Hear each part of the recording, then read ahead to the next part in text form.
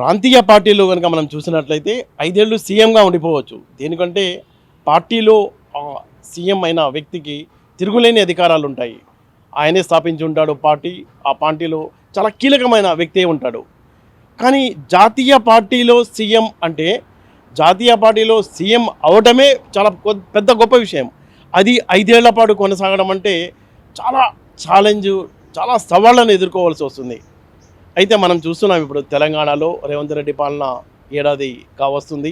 ఈ నేపథ్యంలో చాలా సవాళ్ళను ఆయన ఎదుర్కొంటూ అసలు నేను అనుకోవడం ఆయన జీవితంలో ప్రశాంతత లేకుండా పోయిందేమో అనిపిస్తుంది. ఎన్ని ఛాలెంజెస్, ప్రతిపక్షాల నుంచి దాడులు, స్థానిక పార్టీలో ఇంటర్నల్గా సమస్యలు, ఇవన్నీ ఎదుర్కొంటూ రావడం. అయితే రాబోయే 4 ఏళ్లలో సీఎంగా రేవంత్ రెడ్డి కొనసాగాలి అంటే ఆయన ముందున్న సవాళ్లను ఎలా అధిగమించాలి అనే విషయాన్ని మనం కనుక మాట్లాడుకుంటే రేవంత్ రెడ్డి అంటున్నాడు హైదరాబాద్ని ఫ్యూచర్ సిటీ చేస్తానని. అయితే ఆ నిర్ణయంలో భాగంగా ప్రాక్టికల్గా అది గ్రౌండింగ్ చేయడానికి ప్రతిపక్షాలు బీఆర్ఎస్ కానీ అలాగే బీజేపీ కానీ వాళ్ళ నుంచి వస్తున్న ప్రశ్నల్ని, సవాళ్ళని ఎలా ఎదుర్కొంటారు అనేది చాలా ఉత్కంఠగా మారిందని మనం చెప్పుకోవచ్చు.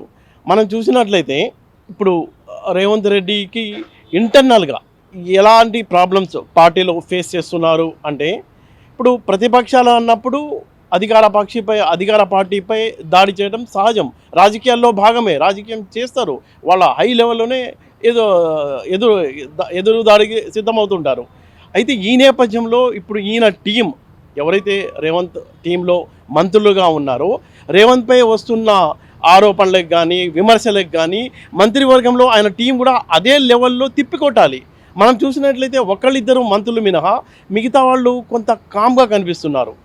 అంటే టీం అంతా ఒకేసారి ప్రతిపక్షాలపై దాడి చేయకపోతే భవిష్యత్తులో అంటే ఇప్పుడు అధికారంలో ఉన్న కాంగ్రెస్ పార్టీ పరిస్థితి ఎలా ఉంటుంది, ఆ లెవెల్లో టీంను తీసుకురావడానికి రేవంత్ ఏం చేయబోతారు అనేది కూడా ఆయన ముందున్న పెద్ద సవాల్గా మనం చెప్పవచ్చు.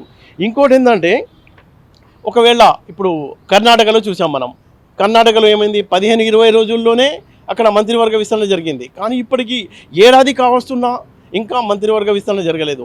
కారణం ఏంటి అంటే చాలామంది మంత్రి పదవిని ఆశిస్తున్నారు, అయితే వాళ్లలో సయోధ్య కుదరడం లేదు, అందుకే జాప్యం జరుగుతుంది. ఒకవేళ ఈ మంత్రివర్గ విస్తరణ కనుక అయితే తేనె తుట్టే కదిపినట్టే. అప్పుడు పరిణామాలు ఎలా ఉంటాయి, దాన్ని రేవంత్ రెడ్డి సీఎంగా ఎలా ఎదుర్కొంటారు అనేది కూడా పెద్ద ఆయనకు ఒక ఛాలెంజ్గానే మనం చెప్పుకోవచ్చు. ఇంకొక విషయం ఏంటంటే 3వ పాయింట్, ఖజానా ఖాళీగా ఉంది. ఖజానా ఖాళీగా ఉండటం వల్లే గత ప్రభుత్వం అంటే బీఆర్ఎస్ ప్రభుత్వం ఫస్ట్ సారికి ఎంప్లాయీస్కు జీతాలు ఇవ్వలేదు. కానీ రేవంత్ అధికారంలోకి వచ్చిన తర్వాత ఎన్నికల ప్రచారంలో భాగంగా ఇచ్చిన ప్రామిస్లో భాగంగా వాళ్ళు ఫస్ట్ సారికే జీతం ఇస్తున్నారు, చాలా ఇబ్బంది పడదు. అంటే ఇప్పుడు ఈ గత ఏడాదిగా మనం చూసినట్లయితే ఈ 11 months కూడా ఫస్ట్ సారికి జీతం ఇచ్చారు. అయితే ఇదే కంటిన్యూగా రాబోయే 4 ఏళ్ళు కూడా ఫస్ట్ సారికే జీతం ఇవ్వడం సాధ్యమవుతుందా? అలాగే ఈ పిఆర్సీ కానీ డిఏ విషయంలో కూడా ఉద్యోగుల్లో చాలా అసహనం ఉంది, దాన్ని ఎలా తృప్తిపరుస్తారు అన్న విషయం కూడా చాలా ఆసక్తిగా మారింది. ఇంకో విషయం ఏంటంటే ఎన్నికల్లో ప్రచార భాగంగా గ్యారంటీలు, ఆ గ్యారంటీల అమల్లో మనం చూసినట్లయితే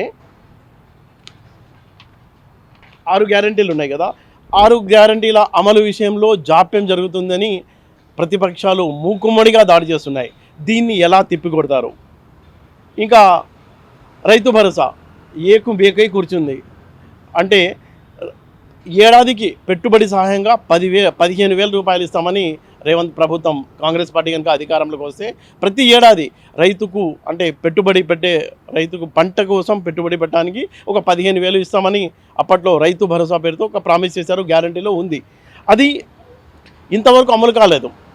రేపు సోనియా బర్త్డే December 9th రోజు ఇస్తామని ప్రభుత్వం చెప్తుంది. అది కనుక అమలు చేస్తే దాదాపుగా అసలే ఖజానా ఖాళీగా ఉంది. ఇప్పుడు అది రైతు భరోసా ఇంప్లిమెంట్ చేయాలంటే దాదాపుగా 2,000 కోట్ల రూపాయలు అవసరం అవుతాయి ప్రభుత్వానికి.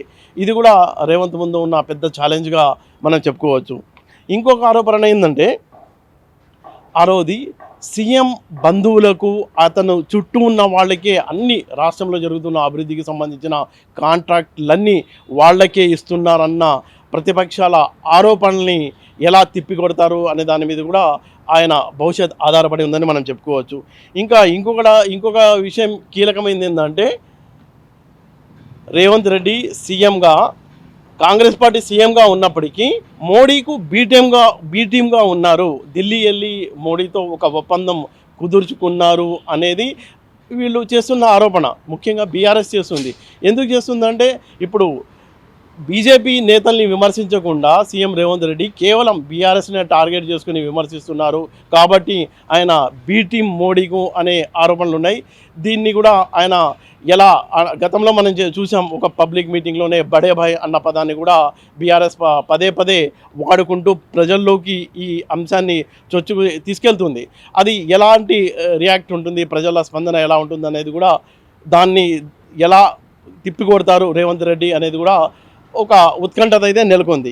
ఇక మనం చూడొచ్చు హైడ్రా మూసి సుందరీకరణ అనే ఈ రెండు అంశాలు రేవంత్కు ప్లస్ అవుతాయా మైనస్ అవుతాయా అనే అంశం మీద చూసినట్లయితే స్టార్టింగ్లో మనం చూసాం ఈ ప్రోగ్రాం ఎత్తుకున్నప్పుడైతే రేవంత్కు కొంత ప్లస్ అయిందని చెప్పవచ్చు. ఆ తర్వాత ఎప్పుడైతే మూసీలో కూల్చివేతలు స్టార్ట్ చేశారో అక్కడంతా పేదవాళ్ళు ఉండడం, మీడియాలో కూడా బాగా హైలైట్ అవడంతో అది బాగా నెగిటివ్గా మారింది.